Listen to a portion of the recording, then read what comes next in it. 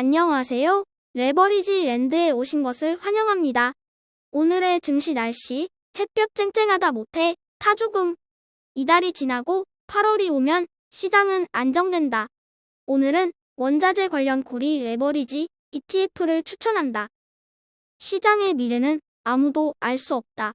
살다 보면 흐린 날도 있고 맑은 날도 있듯이 그냥 그런가 보다 하고 대수롭지 않게 그저 오늘을 살 뿐이다. 오늘 미국의 주요 증시는 제롬 파월 의장의 인터뷰 내용으로 도배를 한 하루였다고 보아도 무방할 것 같다.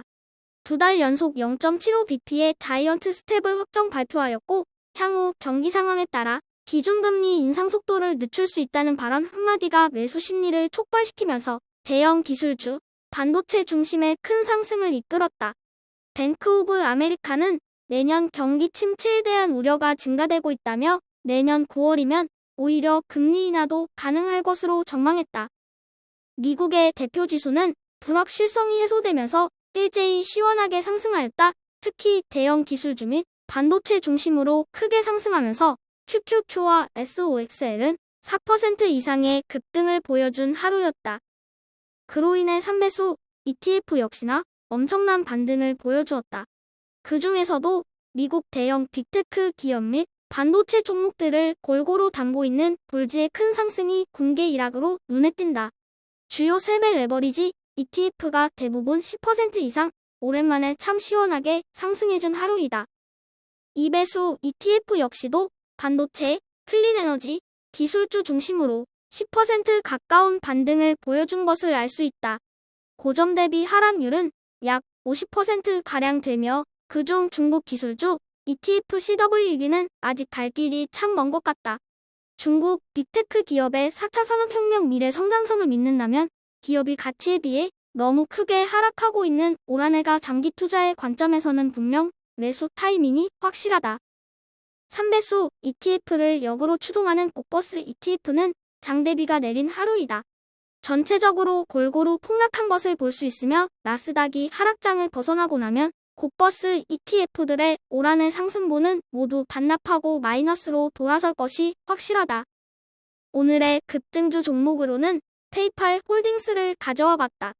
미국의 핀테크 관련 기업으로 그간 고점 대비 하락률은 80%에 가까웠으며 오늘 행동주의 펀드 엘리엇에서 지분 매입을 공시하며 주가가 12.18%나 급등했다.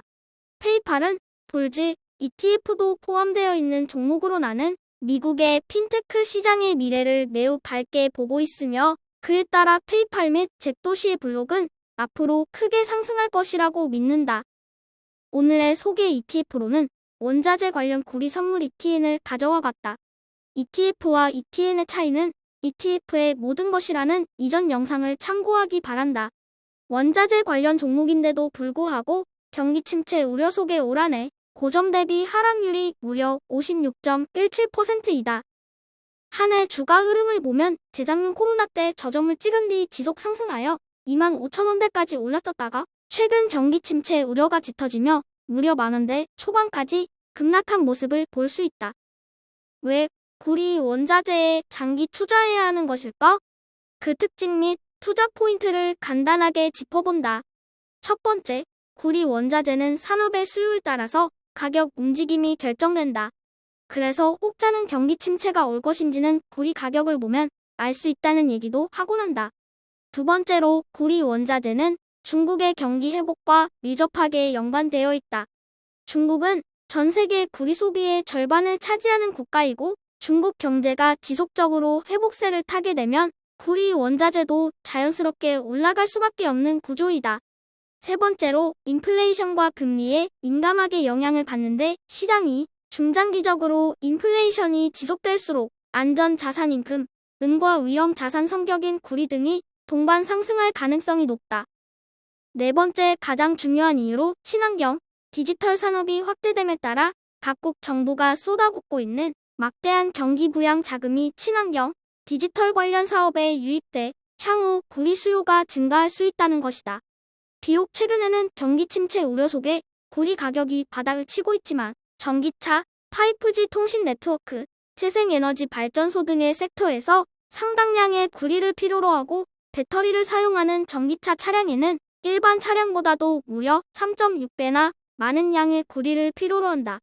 4차 산업혁명이 가속화되면 될수록 구리 소요량은 그만큼 폭발적으로 증가하게 될 것이며 수요가 많아지면 가격 상승은 자동적으로 따라오게 되어 있다는 것이 내가 구리 원자재의 미래를 밝게 보는 이유이다.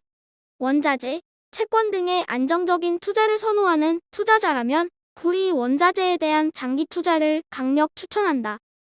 다음으로 오늘의 불지 ETF에 대한 개별 종목 소식이다.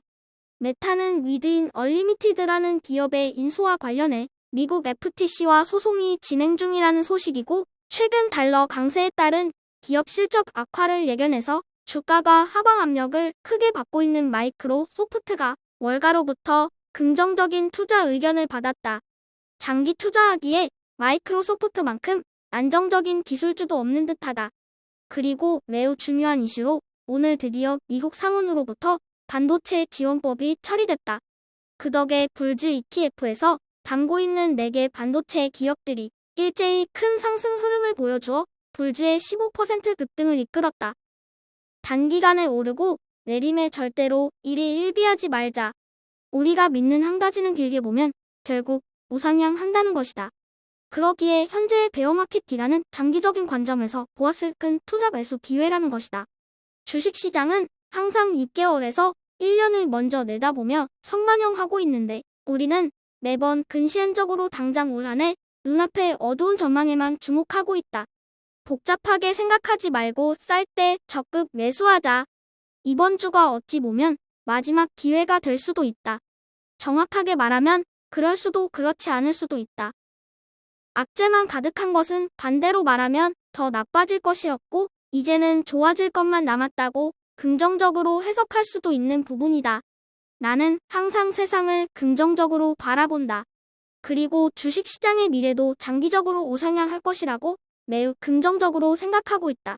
똑같은 현상도 머릿속에서 어떻게 해석하느냐에 따라서 해피엔딩이 될 수도 새드무비가 될 수도 있다.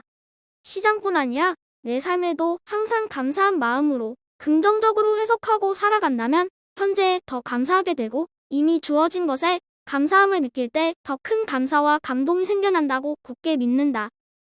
저의 주린이 일기는 내일도 계속됩니다.